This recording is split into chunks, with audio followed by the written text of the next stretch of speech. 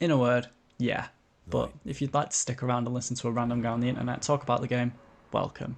Voin is a game that, for me, strikes this sort of middle ground between Doom and Dark Souls while being more of a hack and slash style game. I find that I need to constantly be on the move as though I'm ripping and tearing through hell, but I am squishy and I often get reminded of my frailty.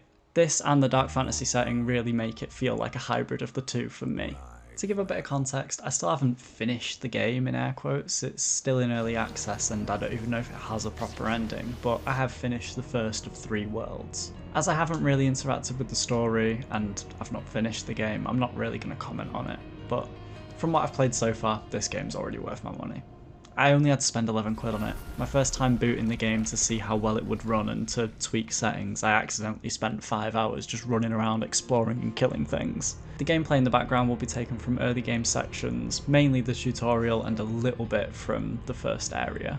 Controls are straightforward enough, but I did customise my bindings in order to have dodge on B and parry on my left trigger in order to feel a bit closer to Elden Ring or Dark Souls. Speaking of customization, you do get a lot of it regarding controls in the UI. I quite liked making a lot of the HUD elements smaller so that they'd be less invasive, but I can still keep a track on things like my health. A minor nitpick here would be that the size of your powers is constant, and I just wish that I could make them smaller or move the icons or something like that. It really doesn't detract from gameplay, it would just make watching gameplay look a little bit prettier.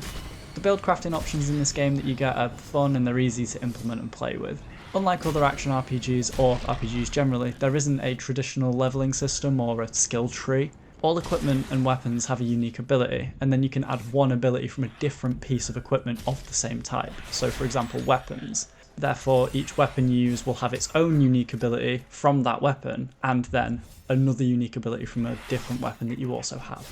For example, the images on screen demonstrate a very simple synergy and build idea.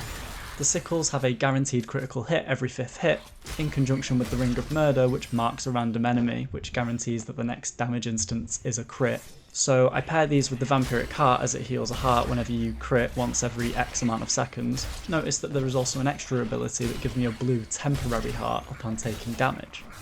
Then the Weird Claw gives me an additional temporary heart whenever I gain a temporary heart, so that's 2 free hearts for taking a hit.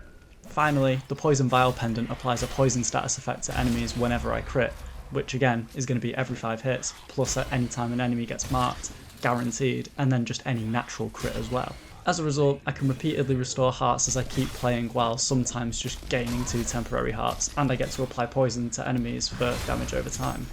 It's not like I can just out-heal damage that I take and stand still and tank everything, but it is a simple synergy idea, and it's a good starting point. The fact that you get to just swap these out whenever you want to is really refreshing, as it doesn't require any sort of respec system, you just start leveling up a new weapon or an item. Finding new equipment is fairly simple. You'll find these chests dotted about the world and sometimes loot gear from enemies too. The world itself is large and for the most part if you see something, you can go there. I was very impressed by how expansive the area beneath the cathedral in the first area is.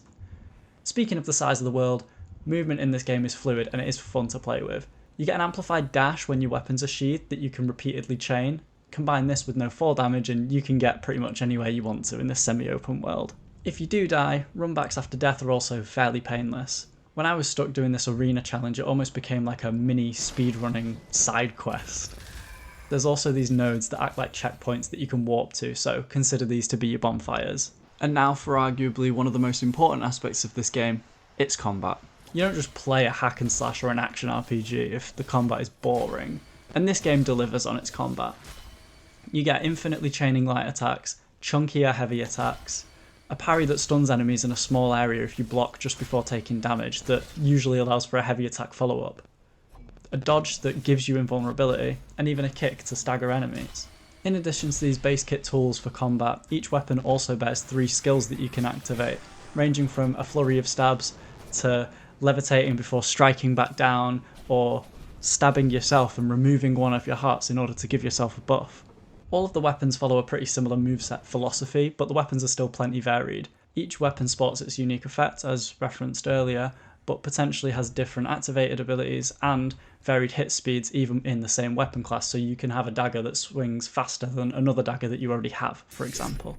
One last note about weapons is that you can freely swap mid-combat between entire loadouts. You may have a loadout that's dedicated to clearing swarms of enemies, or dealing with ranged attackers, or single target DPS that you use against a boss that you can freely just swap to at a moment's notice. You even get a hotkey for this on controller. I'd now like to just take a moment to mention difficulty, as I'm aware that I've compared this game to 2 series of games that are seen as difficult. I haven't found it to be insanely challenging on the default settings. One of the aspects of this game that I quite appreciate is that the difficulty isn't just that you do less damage and enemies do more. You get to tweak different aspects of the game, such as enemy health, number of enemies, and enemy enormity, which is whether variants of enemies spawn that have different ways of attacking you, or perhaps they buff their allies. Which is a refreshing way to impose a higher difficulty. You can even change the speed of the game to slow it down and make it a bit easier, or speed it up and make it more difficult, which allows you to further tweak your experience. Not to ruin too much of the game, I think I'm going to leave it here.